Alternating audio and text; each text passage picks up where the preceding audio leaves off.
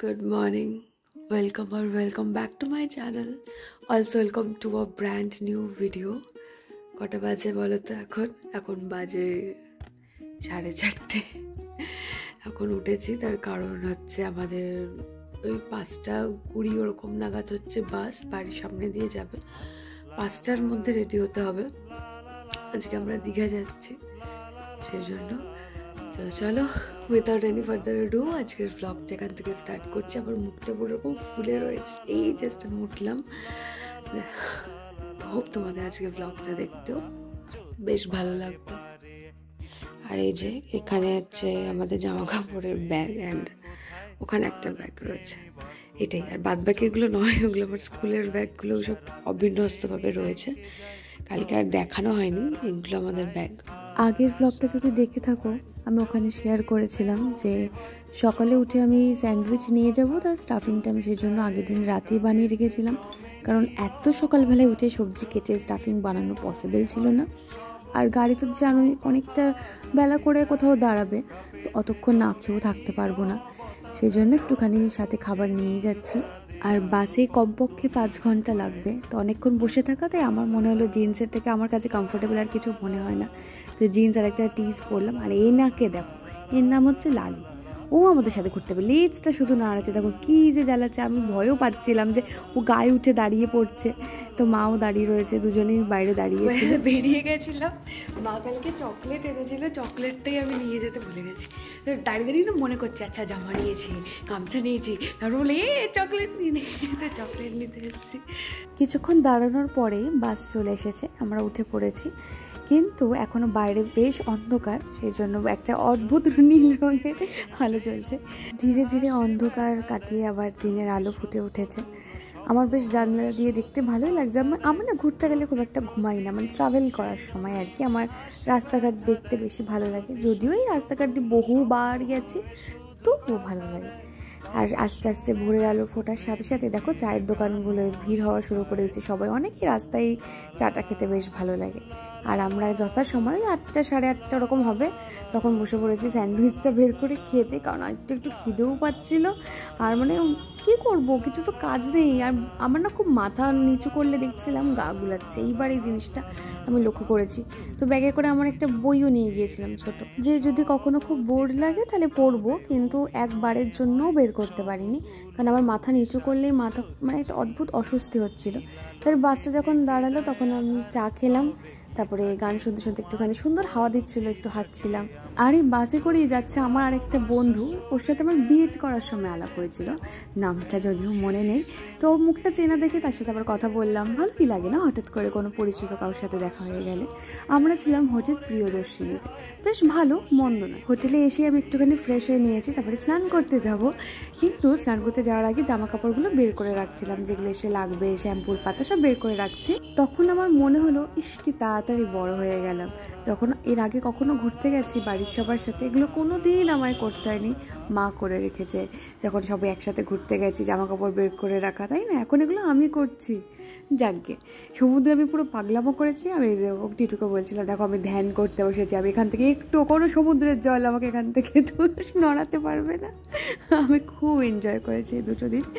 বাড়ি এসে প্রচণ্ড আরও ক্লান্ত লাগছিল, সমুদ্রে স্নান করার পর দেখবে প্রচণ্ড খিদে পায়, তো আমি ঠিক করে রেখেছিলাম বাইরেই খাবো, কিন্তু এত ক্লান্ত লাগছিলো, তাই হোটেলের যে রেস্টুরেন্টটা রয়েছে না, ওখান থেকে অর্ডার করে নিয়েছিলাম খাবার দাবারগুলো। তোমাদের একবার দেখিয়ে দিচ্ছি আমি সব কটাই ভালো করে। বেশ খাবার দাবার অ্যাভারেজ ছিল, মানে খারাপ না, ভালোই ছিল, অ্যাভারেজ না, ভালোই ছিল।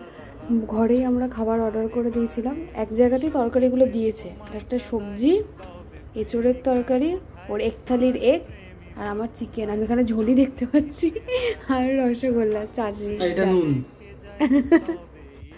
ওয়েল রেডি হতে বসেছি। আর আমার এত ক্লান্ত লাগছে আমি বলে যেতে পারবো না, মানে চোখ দুটো আমার বন্ধ হয়ে যাচ্ছে। অলমোস্ট 7টা বোধ হয় বাজতে যায়, দেখছি না 6:39, মানে 40, 7টা বাজে, বেরোতে 7টা বেজেই যাবে। আমি রেডি হচ্ছি, আমি একটুখানি বিচে গিয়ে বসবো। আর আমি অনলাইনে অনেককে দেখে একটা জিনিস অর্ডার করেছি, আই থিঙ্ক এটাকে ফ্যাশন টেপ বলে, ট্রান্সপারেন্ট হয়, দুদিকে এরকম করে পিল করে তোমাকে জামার মধ্যে লাগাতে হয়, ঠিক আছে। তো এটা অনেক ক্ষেত্রেই কাজে লাগে। তো আমার এই জামাটার না মানে গলার জায়গাটা প্রচণ্ড ডিপ, তো এটা আমার একটু আনকমফোর্টেবল লাগছিলো। তো সেই জন্য আমি এই টেপটা এখানে লাগিয়ে দেখছিলাম যেটা কার্যকরী হয় কি না। তো সেই জন্য আমি এটাকে ট্রাই করছিলাম, যদি কার্যকরী হয় তোমাদেরকেও আমি জানাবো, ঠিক আছে।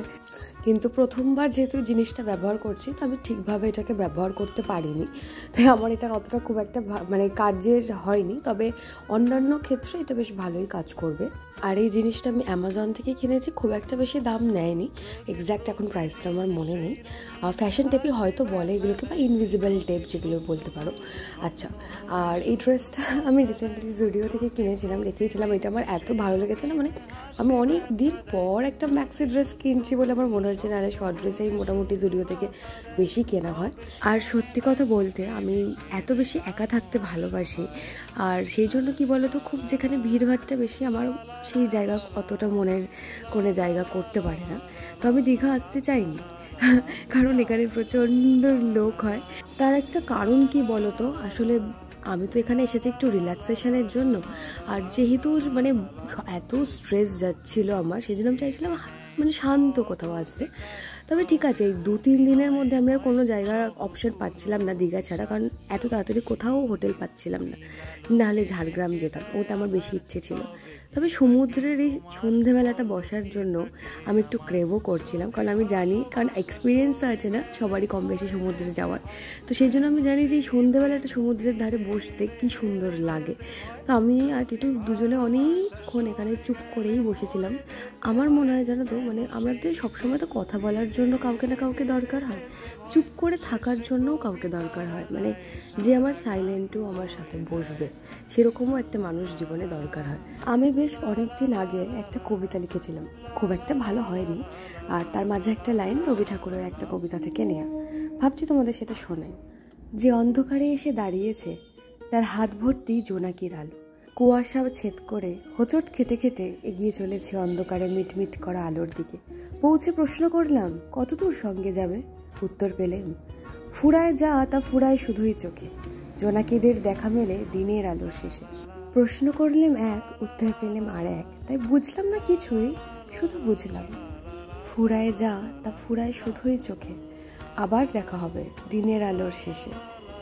আমরা যখন সন্ধ্যের সময় সমুদ্রের পাড়ে এসে দাঁড়িয়েছিলাম, তখন ভাটা চলছিল, ধীরে ধীরে জোয়ারের জলে সমুদ্রে কীরকম একটা উথাল পাতাল অবস্থা। আমরা দাঁড়িয়েছিলাম সেখানে বেশ অনেকক্ষণ, তারপরে একটু একটু খিদে পাচ্ছিল।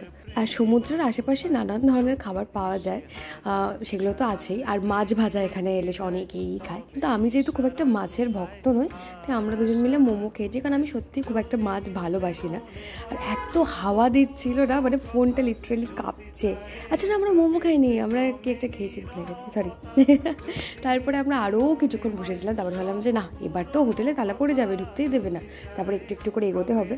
আর আমরা না সকালবেলাতে কচুরি খেয়েছিলাম, ও খাইনি, আমি খেয়েছিলাম, কারণ অনেকক্ষণ ওয়েট করতে হচ্ছিলো, কারণ যখন স্নান করতে গিয়েছিলাম তখন আবার জোয়ার ছিল, এই জন্য আমাদের স্নান করতে অনেকটা দেরি হয়ে গিয়েছিল। তো সেই জন্য আবার ওই জায়গাতেই এসেছি, খেয়ে দিয়ে হোটেলে গিয়ে এক ঘুম দিয়েছি, কারণ এত ক্লান্ত লাগছিল কি বলবো। তো এই ব্লগটা আমি এখানে এন্ড করছি, দেখা হবে আবার একটা অন্য ভিডিওর সাথে। Till then stay happy, stay blessed and always stay positive. Bye by.